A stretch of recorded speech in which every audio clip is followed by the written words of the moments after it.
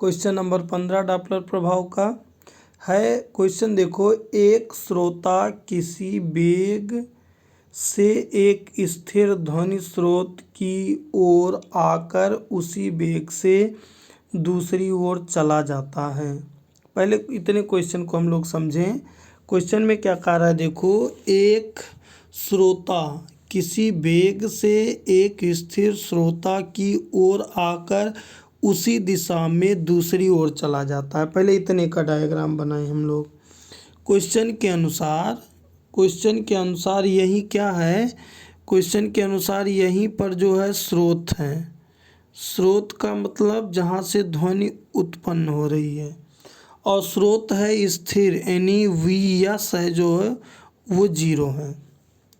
और एक श्रोता जो है, एक श्रोता इधर से चल रहा है।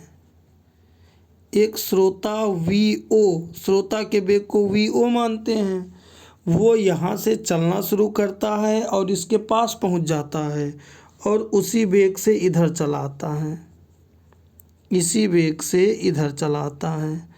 एक ही श्रोता के हमको 2 कंडीशन बनाने पड़ रहे हैं। अब देखो, ये इधर गया और अब क्या हुआ, अब दूर जा रहा है, तो यहाँ थोड़ा सा दिमाग की ओर लगाना है। यहाँ पर देखो, यहाँ ये स्रोत है, मतलब यहाँ से ध्वनि उत्पन्न हो रही है, तो ये ध्वनि ऐसे फैलते हुए इधर इसके तरफ बढ़ रही है, मतलब ध्वनि इधर जा रही है। और ध्वनि, अगर ये पहले कंडीशन को लें तो ध्वनि इधर जा रही है और सुनने वाला इधर आ रहा है। ध्वनि इधर जा रही है, सुनने वाला इधर जा रहा है ना।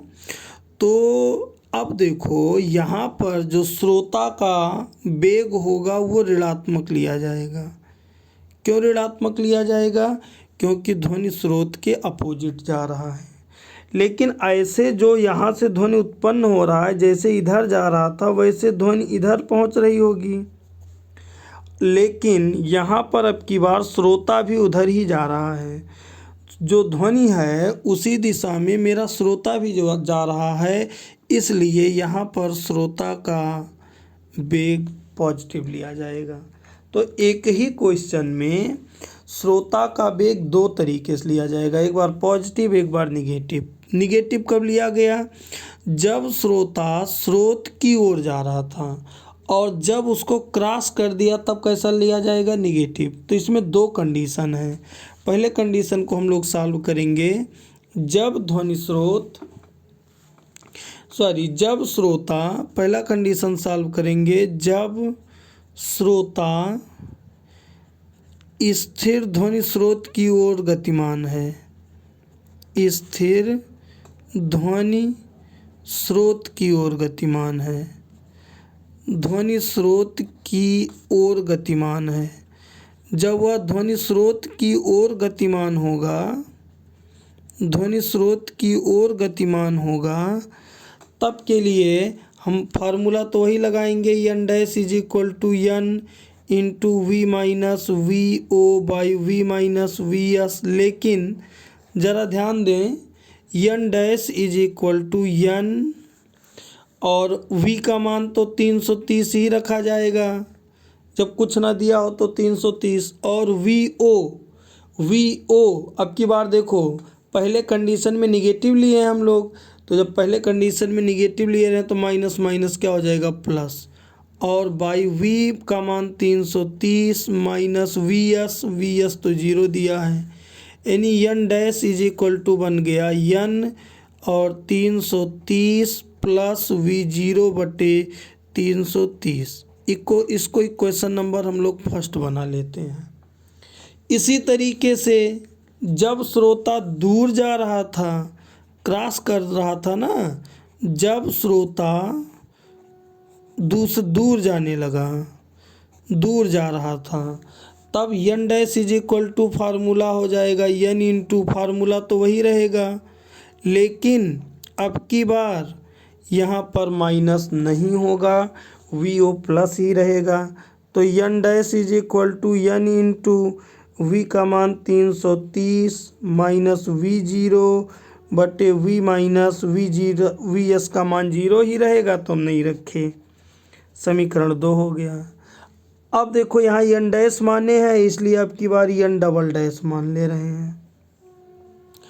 अब अगर समीकरण 1 और 2 को हम लोग डिवाइड कर देते हैं तो डिवाइड कर देते हैं तो देखते हैं समीकरण 1 व 2 से, समीकरण 1 में क्या कह रहा है, देखो n dash is equal to n into 330 plus V0 और बटे 330, और 2 में क्या कह रहा है, n डबल डैश बराबर n इंटू n केवल है 330 माइनस V0 बटे 330।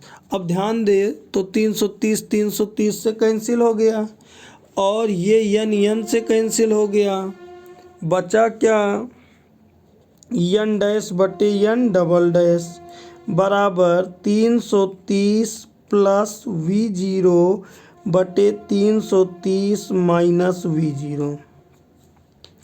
n डैश जब आ रहा था स्रोत की ओर, n डबल डैश जब जा रहा था, इन दोनों का अनुपात क्वेश्चन में, यहाँ ध्यान दो, देखो 6/5 दिया है।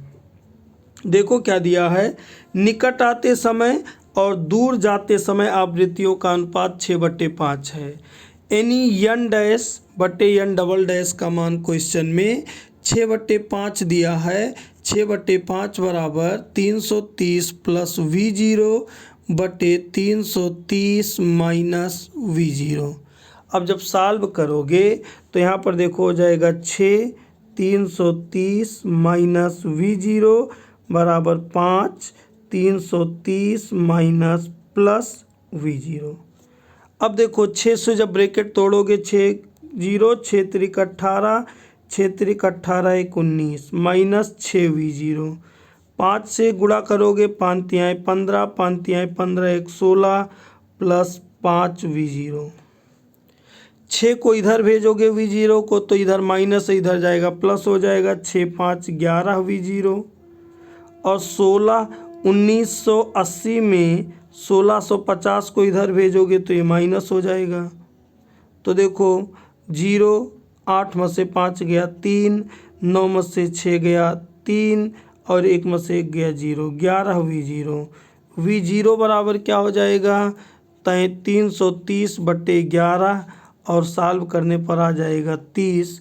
यानी हमारा जो श्रोता है उसको 30 मीटर प्रति सेकंड से आना जाना पड़ेगा, तब ये घटना घटित होगी।